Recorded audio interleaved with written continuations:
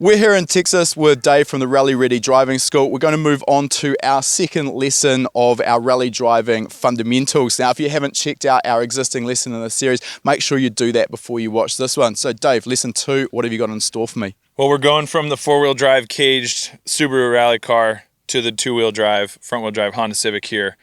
So the idea now is you've gotten comfortable using your left foot on the brakes. Now we're going to left foot brake through a corner on our skid pad. So the skid pad is essentially a never-ending corner. We're going to go out 3 laps at a time and get you comfortable using your left foot on the brakes and understand how to apply that left foot braking technique to get the car to rotate in a corner. So what we're going to do is we're essentially going to isolate the braking only. We're going to eliminate the steering and the throttle as variables by having a set throttle position and setting the steering wheel at about a half turn. So your hands will be back at that sort of 9 and 3 position, and you're going to be using the brakes to bring the car in and out. So the idea with this exercise is not that when we drive rally cars, we don't use the throttle or the steering, we just use the brakes and hope for the best. It's that we really want to just get you comfortable understanding how powerful left foot braking is as a standalone tool. So as we isolate that input, you'll see that you can get the car to move in and out on the course just by using your left foot on the brakes. All right, so for those watching at home, how much pressure are we applying, and when we apply that pressure, what happens? Does this where we find that the nose of the car will tuck into the corner? Yeah, so there's a whole lot of things happening with left foot braking. You're in an open diff car like this, you're sort of using it as a false limited slip since you're dragging brakes on all 4 corners. You're preventing some of that wheel spin. You're also sort of dragging the rear brakes, which allows the back to slide, and you're moving weight forward, which also helps that turn in. So most what we're doing here though is just managing that speed. When you're in a front wheel drive car, if you're flat on the gas pedal and you have no brakes and you turn into a corner on a loose surface, the front is going to push, right? You're just going to understeer off the course. So what we do is we start to add that throttle until we find that understeer point, and then you add throttle and brake together, the brake sort of countering some of that throttle, which brings the car back in. So the idea here is understanding when you come into a corner in a rally car, you turn, you add the brake, and then you can be dynamic with that brake pressure as much as you need to. So just like in straight line braking, we're going to press with our leg, and then we're going to modulate by sort of modulating that big toe. So you'll press the big toe down and you'll lift it back up just a little bit. So it's a very fine amount of pressure. Rarely are you coming all the way on and off the pedal. We like to talk about it as you are the ABS pump now, right? So you're responsible for that modulation. And it's, again, small inputs, small adjustments make the magic work. All right, can we talk about the line we're going to be taking? Obviously, this is a continuous corner, so it's not like we're entering a corner and exiting it, but are we trying to stick right on the apex of the corner as we go through it? Yeah, so what we'll start by doing is have you sort of mid-corner a little bit towards the inside.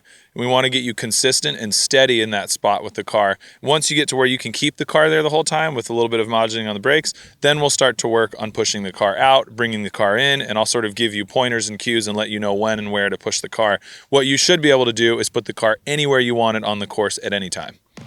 Sounds like fun, a little bit to learn. Let's go have a crack at it. Let's go for a rip.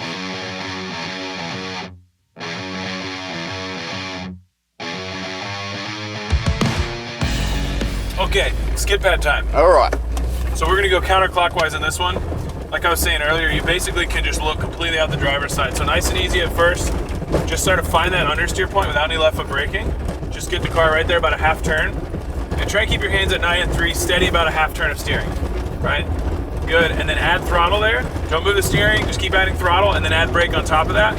Good, eyes up over that mirror, all the way out, and then you should be flat in second gear with a ton of brake, a consistent brake. Ooh, that's right on that GoPro. So all the way flat in second gear and a ton of brake. Tons of brakes, and hold it steady. Don't come all the way off, just keep it steady, all the way down. All the way. There you go. Good, lots of brake. Good, nice and steady. And then when you want to bring the car in, add a little bit more brake. We want the car to push out, off the brake a little bit. Good, and then add that brake back again.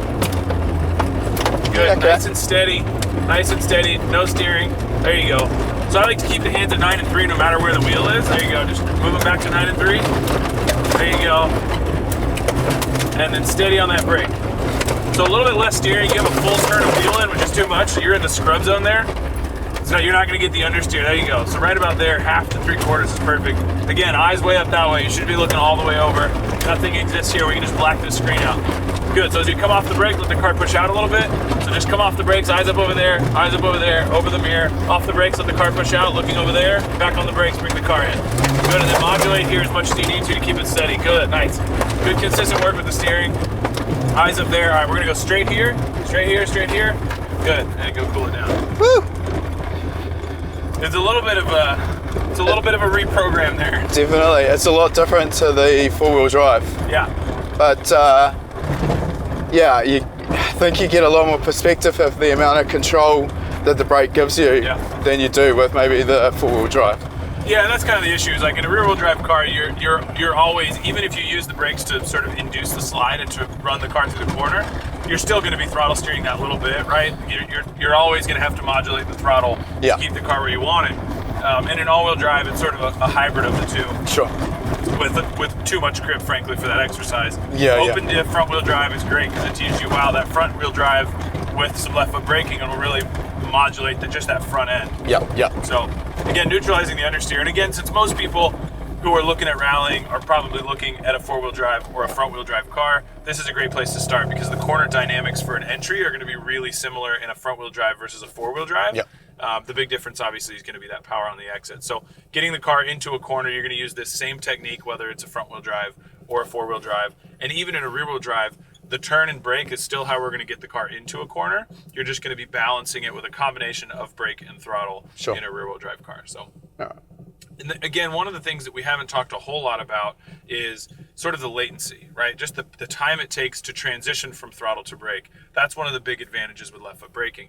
You don't actually have to get off the throttle and then there's that period where you're doing nothing and then get on the brake. That's it. And that latency period or that delay between coming off the throttle and transitioning to the brake, that's a lot of time. Yeah. If you just sit in your car and you go gas, brake, gas, brake, gas, brake, and then you go gas, brake, gas, brake, gas, brake, gas, brake with 2 feet, you can see how much quicker, obviously, using 2 feet is. So even if you're in a rear-wheel drive car and you're mid-corner and you're on throttle and you're balancing it with that throttle, the ability to move that weight around really quickly with left foot brake still always going to play an advantage. Yeah. So the aim is sort of like towards the end of those laps there, it was more a case of let the car run wide with a little less braking and then good, decent braking pressure and get it to tuck in and sort of the back come around. Yeah, and really get comfortable modulating that. Yeah, sure. And initially I was using too much steering lock, so what did you say, half to 3/4 of a turn? Yeah, a half turn is kind of the sweet spot in most of these cars. Yeah, okay. And any more than that, you're sort of going backwards. Yeah, okay. Yeah. You're again, that's where you start to rely too much on the steering and not enough on the brakes. So, even a little past a half turn is probably really the sweet spot as far as steering angle goes. Yeah. If we keep it a little bit less and we rely more on the brakes, it's better for the sake of the exercise. Okay. All right, let's do this. Good. So same thing, steady with the steering, nice tidy hands. Try to keep them at 9 and 3. So the reason we want the hands at 9 and 3 is just because visually it's easier to tell when you're moving them, and it's easier to keep from doing what you're currently doing, which is moving your hands. So move them at 9 and 3, less steering. You see what's happening is you just keep slowly adding steering because that's the instinct. Yeah, sure. So you're like this on the brake, steady. I should never see your foot moving. You should just be moving that big toe. So not on, off. Just steady. You should just tiny adjustments with that big toe. Little adjustments. Still too much. Still coming all the way off there. You should always have the brakes a little bit sort of preloaded, even when you come off of them. Yeah. There you go. So let it run out a bit. Okay, we're gonna squeeze a lot of brake, bring it in here. Nice and steady. Whoa, off brake, let it push out. Whoa, not steady with that gas. There you go. So let it run a little bit wide, just slowly kind of taper the brake off. Eyes up that way. Let it start to run a little bit wider. Graze the camera out here on the outside, off the brake, let it run wide, off the brake, let it run wide. Eyes up.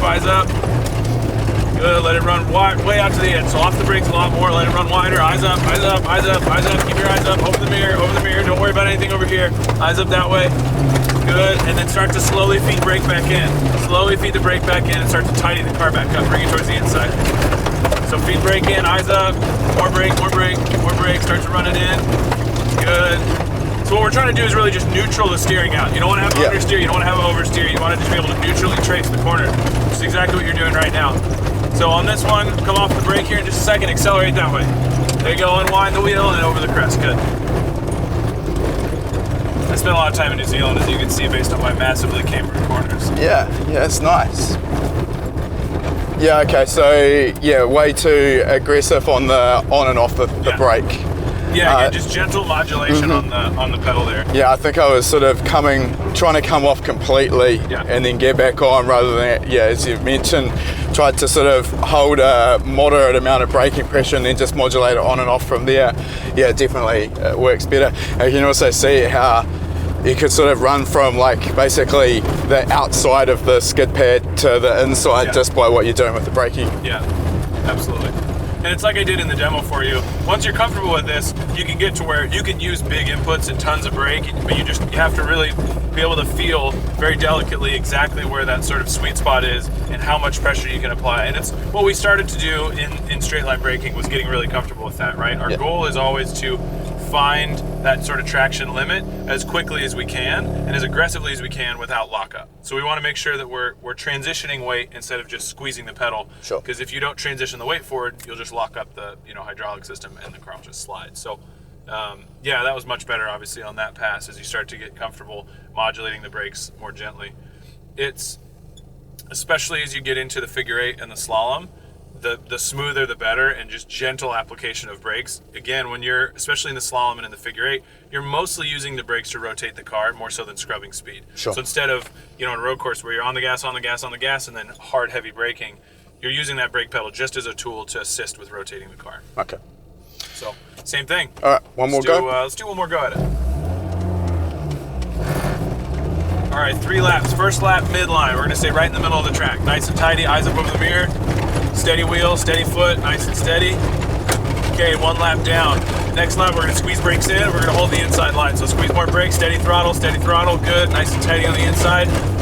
Good, just hold that inside, eyes up over that mirror all the way ahead. As we come out here, feet off the brakes and push it towards the outside. Keep that steering steady, off the brakes, let it run outside. Good, nice work. Hands are steady, and now just modulate that brake and hold on the outside line. Perfect.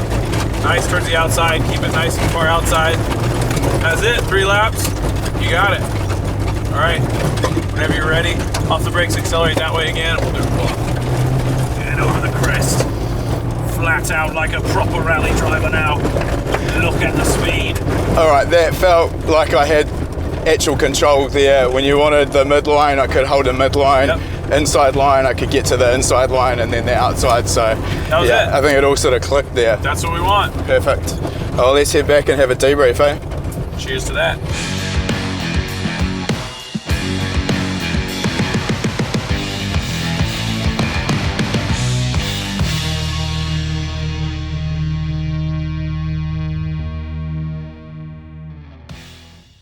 I saw a real progression there. That first lap was definitely not great. I had a real struggle getting my head around modulating that brake pedal. I was coming off the brake and getting back on it, which you picked up on and gave me some instruction. Also not looking in the right place, and then hands weren't in the right spot. But over the second session, it started to click. The third session, which is only 3 laps per session, you were telling me where to put the car, and by modulating that brake pedal, we could be right on the inside line, the middle, or the outside. So it all started to sort of fall into place. So in terms of using that technique in the next session, sort of how do we play out with the left foot braking and the steering as we progress? Yeah, so again, in the skid pad, the goal is to be able to just move the car with the brakes. Like you said, first session was tough, second was better. By the third one, you really had that dialed. So now we're going to take that, split that skid pad in half, and we're going to add a weight transition in that figure eight. The big things to look for moving forward, the takeaway from this is, again, not that you're going to drive a rally car with no steering and no throttle modulation. It's just to rely on the braking first, using the steering wheel to suggest where you'd like to go, and then really focusing on moving the weight around with the brake pedal. So as we move from here, again, same thing. We're going to try and be really consistent in the corners moving forward, just like you were in the skid pad. So that's why this is really the most important fundamental, is really understanding that modulating the brakes is what's going to move the car always in a rally car. Yeah, I think the other thing that's important for our viewers to just bring in here, you said this to us off camera, this visually looks like a really boring exercise if you're watching from outside the car, but really important. Yeah, these guys hopefully are going to make it look cool, but usually when we have classes, we just sort of hide your cell phone for this. People are like, they get out of the car and they're like, I am a golden god, I am a warrior of driving. And then they watch and they're like, he's just going in circles in a Honda Civic. So I think it's important to mention there, you don't get the perspective of when the car has to just about be facing backwards before it visually looks like it's really sideways. So totally. I felt in that third session, basically, Sebastian Ogier right up in here. Yeah, it was good. I think your French accent needs some work, but otherwise the feeling was good for me in the passenger side. I can read for you pace note. It's left 3 forever. Is really only note you need. Very easy for this co-driver. Yeah, no, it's not a lot of work. No, I mean it really in the car. You can feel what's happening, and what you're doing is essentially you're neutralizing that understeer. So the front of the car pushing forward, that's that understeer that we're trying to eliminate by using left foot to sort of bring it back in, and then we can scrub that even further by adding a ton of brake and bringing it in. So instead of getting it into an oversteer, which is what you're going to get in the next exercise, you'll feel by adding brake, it'll get the back to rotate, and instead of having that understeer where the front pushes, we're able to put the car in that neutral state. So anybody who knows anything about race car dynamics knows that having a front-wheel drive car on street tires on a dirt track going in a circle, it's not exactly a condition that you would expect the car to handle neutral. And so for you to be able to get it there, not only keep the car in that space, but also move it around on the track sort of on demand, that's that sweet spot that we're looking for. All right, well, I think I've got my head around that lesson. We're ready to move on. And for you watching at home, if you're interested in learning more about rally driving, continue watching these lessons. We've got another 2 coming up. If you like that video, make sure you give it a thumbs up, and if you're not already a subscriber, make sure you're subscribed. We release a new video every week. And if you like free stuff, we've got a great deal for you. Click the link in the description to claim your free spot to our next live lesson.